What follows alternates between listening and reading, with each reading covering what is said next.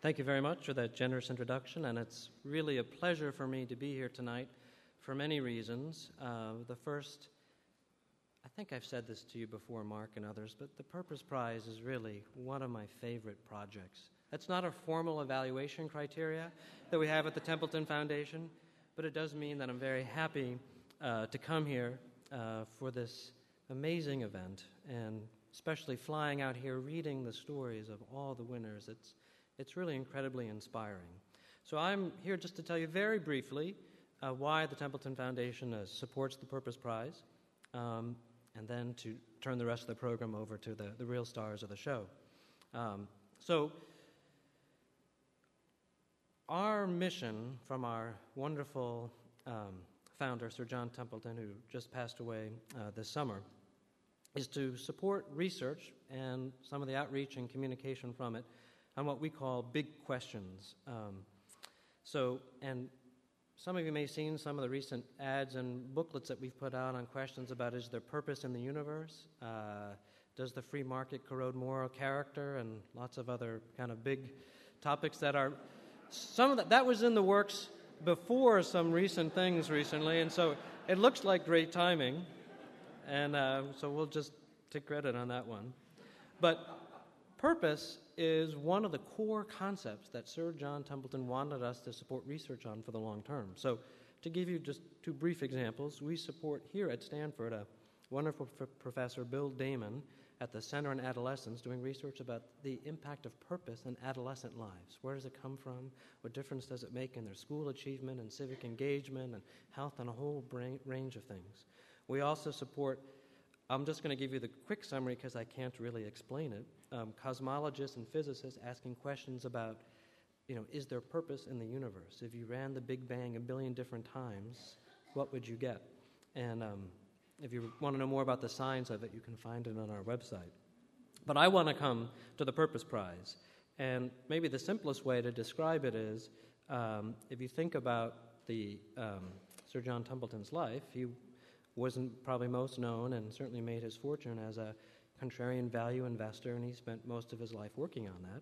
But the Templeton Foundation was Sir John's Encore career, and that he often said that he was never happier or busier or even more joyful than in the time he put developing the foundation. And so we would get faxes from him in his office in the Bahamas, where he lived since the 1960s, saying, how can the foundation help promote this positive vision of retirement, of not a dropping out, but using your wisdom and talent from the years to engage and to contribute. And actually, as you give, to give to others and give life and a purpose to yourself.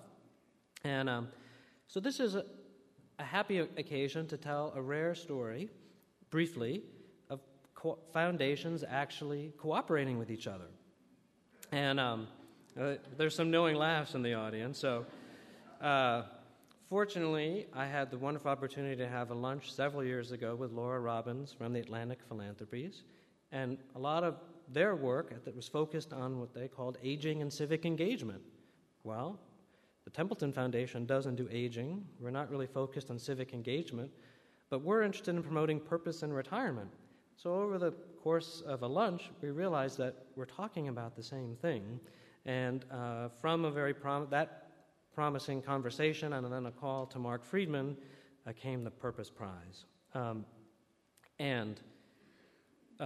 Purpose was really a critical term for the Templeton Foundation. We really wanted that to be in the name of the prize because it really conveys for us this powerful and overlooked driver of human motivation and excellence. And as you'll see tonight, you'll learn more about the stories of the winners, that purpose produces passion, and this passion is a force that can really change the world.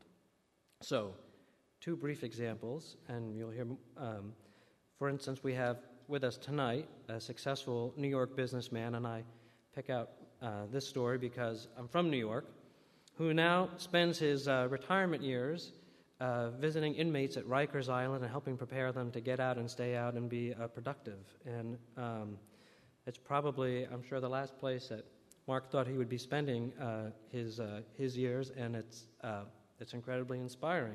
Purpose is also the kind of power that drives one of our winners to be able to go from climbing the world's tallest mountain peaks to creating an innovative science policy institute. And because I promised Jim Emmerman that I would not give my typical 45-minute speech, I will not go through the other examples of purpose in our winners, but they're just really inspiring.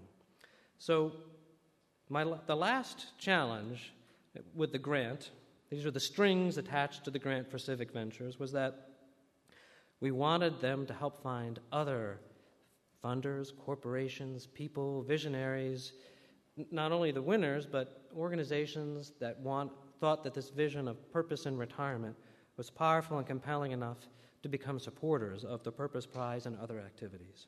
So I think it's safe to say that I can speak on behalf of Atlantic Philanthropies and as well as the Templeton Foundation that more supporters for the Purpose Prize and the broader Encore career movement are strongly encouraged and most welcome.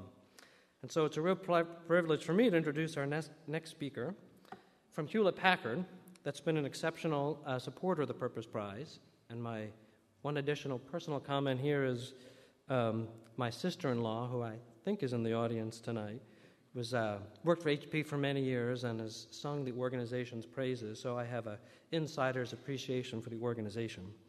So, with that said, our next speaker will be Yvonne Hunt, who's the Vice President of Global Social Investment in HP.